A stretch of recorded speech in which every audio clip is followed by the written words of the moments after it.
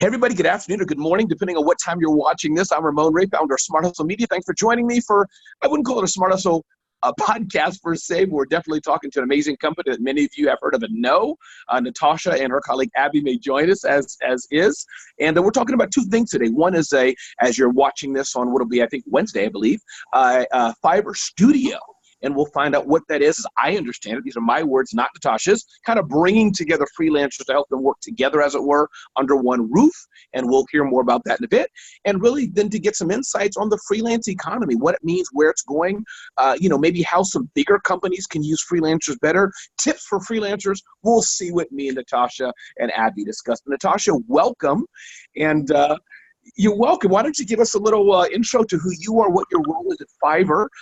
And Abby, if you'd like, since you may chime in, you're part of the discussion now already, just your role as well. I know you're Marcom in Fiverr, Abby, so I can do that for you if you wish. But Natasha in particular, tell us a bit about your role at Fiverr and what excites you regarding Fiverr. Sure. So hi everyone, I'm Natasha. So I'm actually a vertical manager and I am basically responsible for the digital marketing vertical. So any of the services that you see that pertain to marketing. So I'm responsible in terms of making sure that the quality is good, thinking about how we can grow, how we can better serve our customers and the sellers providing the services. And Studios is just one of those amazing projects that we have right now that we're working on. Awesome. So if something going wrong at Fiverr, out of the billions of people who you have networked with, they should just tweet you and say, Natasha, I don't like this. And you're the gal who's like, you know what? Done. Is that kind of what I'm hearing?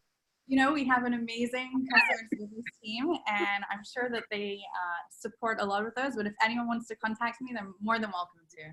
Awesome. So now you guys have a face with the brand. So Natasha, tell us about this interesting Fiverr Studio. I work with many freelancers, as you may know. I've started 4 businesses, sold 2 companies. I've written 4 books, and all my whole career that I've been doing this, I've used freelancers. Even though I don't like the word per se, but for me, they're my team. But freelancers. So what is Fiverr Studio about? And maybe if you want, before you even talk about Fiverr Studio, feel free to just recap about Fiverr, where it's at today. You guys have gone through different brandings and things, so feel free to get us up to speed on who Fiverr is, and then what's Fiverr Studio and why is that so exciting? No problem. So I'll be happy to explain more about Fiverr Studios in just a moment, but just for anyone that's not familiar with Fiverr, basically we are trying to change how the world works. So what we do is we help freelancers all around the world offer their skills. We have our marketplace. We also have Fiverr Pro, and anyone who has a skill that wants to share that skill and provide a service to customers can be able to sign up on Fiverr.com and basically offer that skill. And then we have buyers all over the world who get matched with the service providers that they need. And the cool thing about Studios is it's basically allowing sellers with specific skill sets to band together, to work together, to offer more complex projects, whether it is in the realm of their specific expertise. Like, for example, if you have someone doing social media, then they may need implementing their skills doing social media design or sales copy. Or you can have completely full solution projects. For example, a website that you need built from A to Z, and that website might include design and development, might include SEO research and implementation. So it's basically, it takes the single gig solution that we currently have on Fiverr and expands it not only for the sellers to be able to bring together, but for buyers to be able to get full solutions. Got it. And then how do you, in an ideal world, I know this is just going to be announced while we're recording this, my time tomorrow. Tomorrow. I fly around, so I forget what day I am, where I am in the world. I got to look at my watch sometimes. But is your vision of this that me as the buyer, let's call it, or me as the vendor, the one who needs services, I would say, hey, listen, I'm tired of getting 3 PayPal invoices, having 3 different Asana projects or whatever. Can y'all please use Fiverr Studio? Or do you see it as the freelancer who's a Fiverr client already would say, hey, listen, I know you need a book design. I don't do book design, but I'll bring in my buddy to do it. We'll use Studio. Maybe set a scenario for us how maybe this could work. I know there's a lot of iteration, but just to crystallize how that may work. You know, that's a great question. And both examples that you gave is exactly why Studios was built. So okay. On one hand, it's for yourself. Like, you've had multiple companies, you've worked on multiple projects, even had books. And so you have many different needs. Now, you might go to an offline agency, and here what we're able to do is allow offline agencies to come online. But we have the added layer of transparency.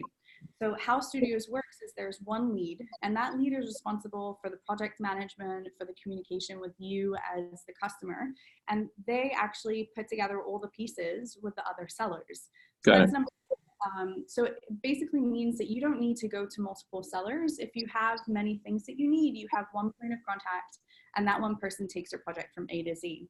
It also gives, on the other hand, sellers have one specific skill set to band together to be able to, like you said, complement their skill set, work with people around the world that they may not have done, and also just widen their horizons and their business opportunities in their brand.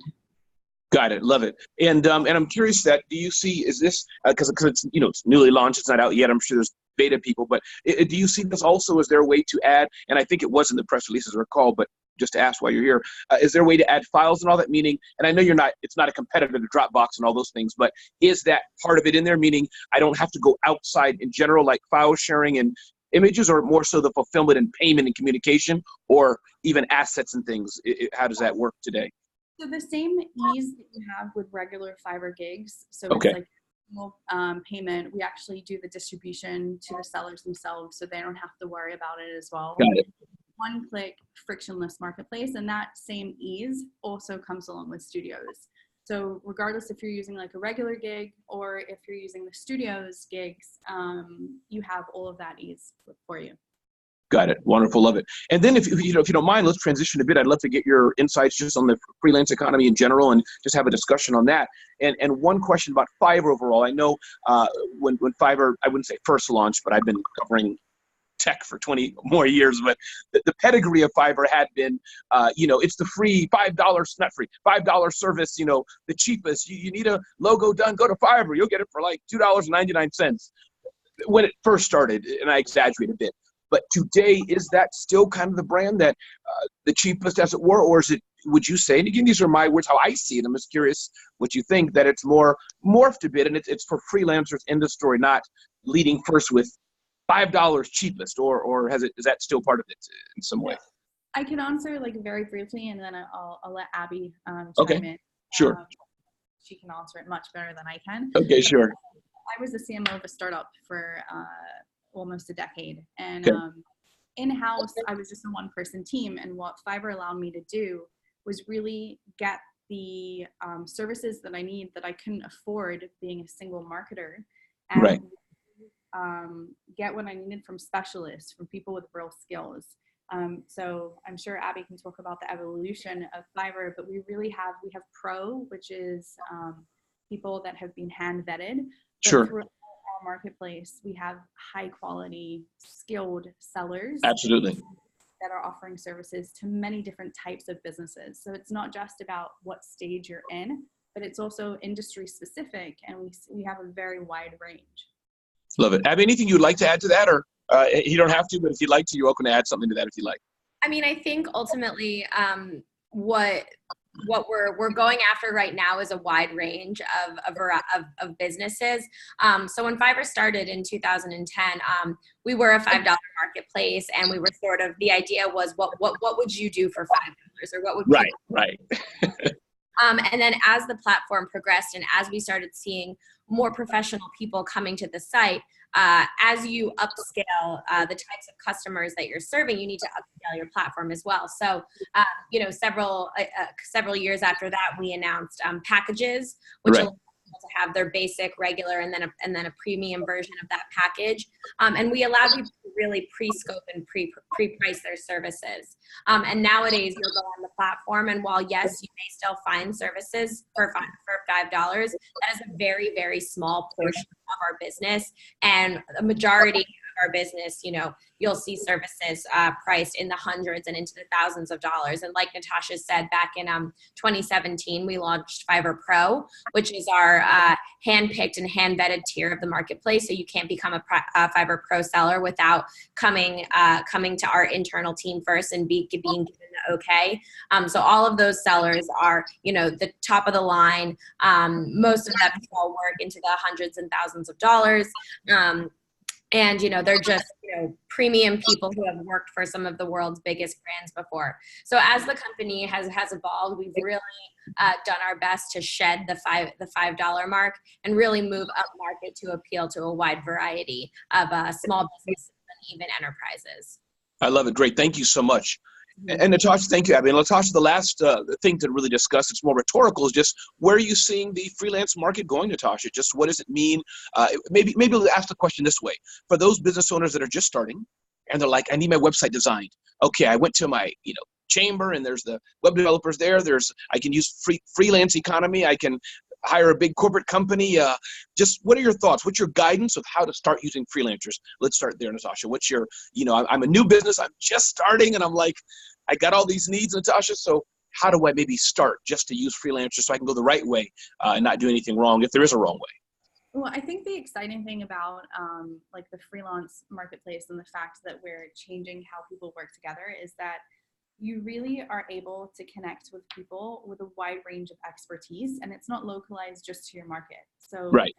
You can find people that have such a wide skill set. So the first tip I have is just think about where you want to be. What's your goal? And then how do you want to get there? And we have people that can help you on the strategy side figure that out.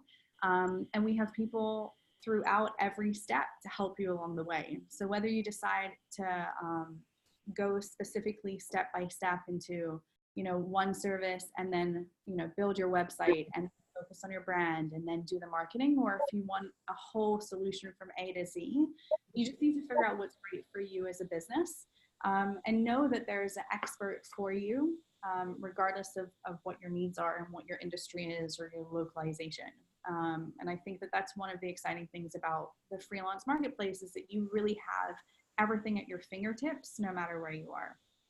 I love it. Anything else, Natasha? I didn't ask you. I'm sure there's 5,782 things that we can talk about, but anything that you wanted to get out, highlight, but I didn't ask you. I know we talked about Fiverr Studio, and I'm excited to have that launched. Abby and I have been talking on Wednesday, my time tomorrow.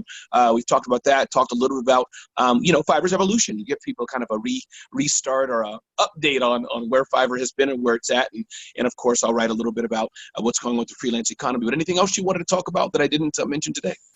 No, I think you covered everything, and we're so excited to be here, and thank you for the time and for the thoughtful questions, and we're really excited to have your audience come and try Fiverr Studios and give us their feedback. I love it. Awesome. Ladies and gentlemen, this has been Natasha and Abby. My name is Ramon Ray, founder of Smart Hustle Media, and definitely if you're considering helping your business, check out Fiverr, which is a great platform to help growing businesses.